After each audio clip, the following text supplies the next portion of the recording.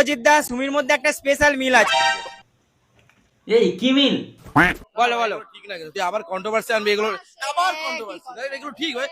আরে দাদা, শাক দিয়ে কি মাছ ঢাকা যায়? দুজনেই তো মানে শ্রাদ্ধ বাড়ির বুলাগার। আমি শ্রাদ্ধ বাড়ির একটা ব্লগ বানিয়েছিলাম। এই জন্যই তো সুমি ফুটি ক্রিয়েটকে গুরুদেব বলে ডাকে। তুমি আমাকে গুরুদেব বলে? দেখো মারা, সুমি কিন্তু শিক্ষা পেয়েছে, ঠিক গুরুকে ঠিক সম্মান দিয়েছে। লজ্জা লাগা দরকার। তাই বলে তুমি শ্রাদ্ধ বাড়িতে ব্লগ করে শেখাবে? তো সেই বাড়িতেই আজকে শ্রাদ্ধ অনুষ্ঠান।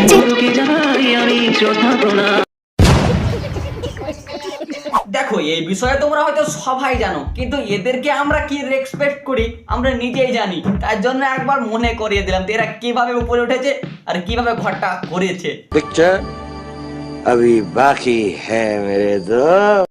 গালাগালিও খায়, আমিও খাই। দেখো, জैसा কাহিনী তैसा ভারনি।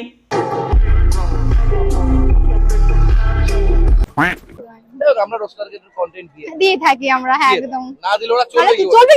দেখো, এরাই কিছুদিন আগে বলতো রোস্ট করো, রোস্ট একটা ভালো জিনিস। আছো গাইস, রোস্ট করতে করে ফেলো। এবার রোস্ট করা একটা ভালো জিনিস।